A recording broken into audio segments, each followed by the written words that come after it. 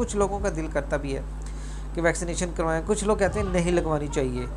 क्यों नहीं लगवानी चाहिए, क्यों लगवानी चाहिए, मैं इस पर थोड़ा सा बात करना चाहूँगा।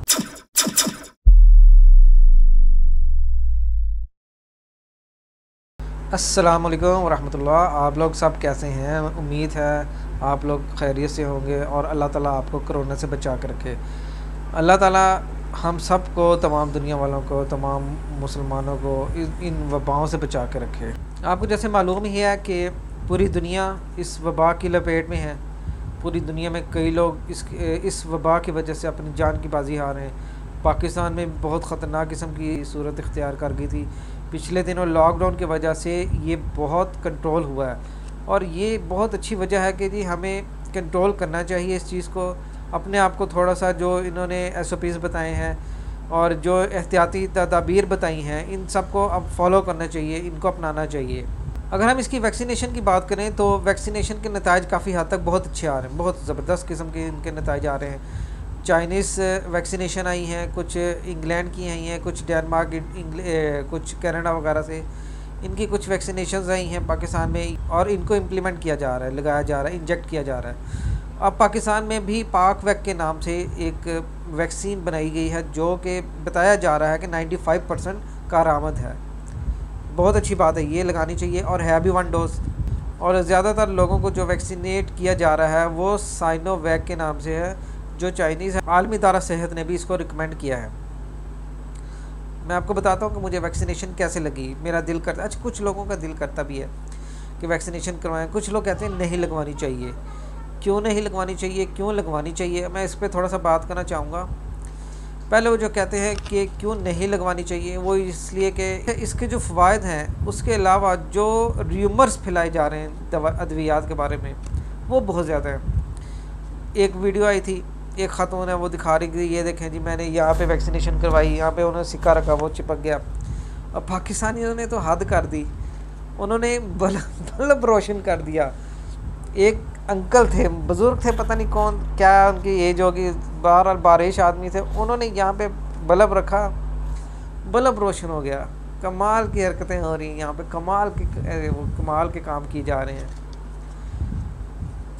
ऑफिस पंजाब गवर्नमेंट ने और HEC ने ये कहा कि जी अपने जितने भी एम्प्लॉयज़ हैं उन सब को वैक्सीनेशन करवाई जाए और 5 तारीख़ दी गई इस मंथ की 5 जून, और इस 5 जून की हद मुकर्रर की गई कि 5 जून से पहले पहले वैक्सीनेशन कंप्लीट की जाए यूनिवर्सिटीज़ की।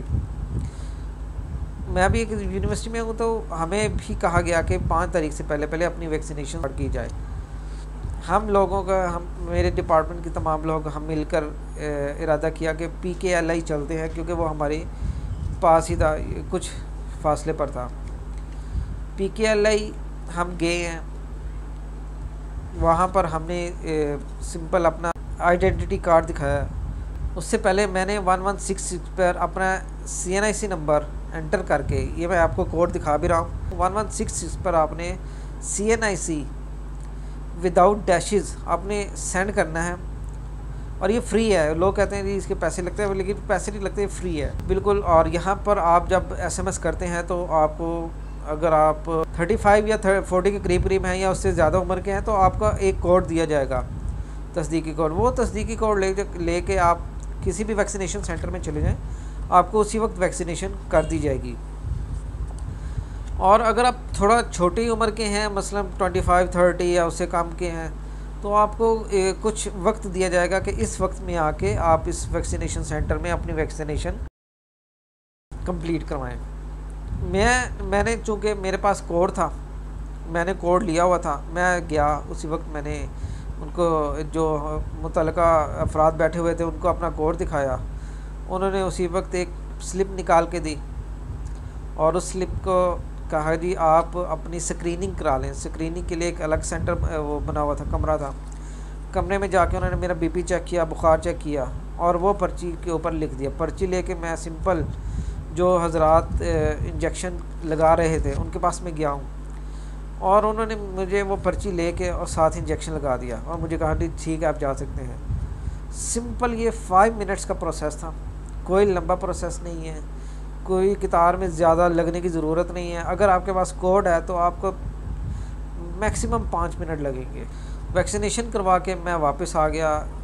लोग पूछते रहे, घर वाले भी पूछते रहे कि कोई किसी किस्म का कोई आपको फील तो नहीं हो रहा। मेरे भाई ने वैक्सीनेशन करवाई थी तो उनको थोड़ा सा मसला हुआ था, उनको बुखार वगैरह हो गया था, लेकिन अल्लाह का शुक्र है मुझे कुछ नहीं हुआ, कोई किसी किस्म का रिएक्शन नहीं आया, किसी के साइड इफ़ेक्ट नहीं शो हुआ। अल्लाह का शुक्र है फ़िलहाल ठीक है तबीयत। 2 दिन हो गए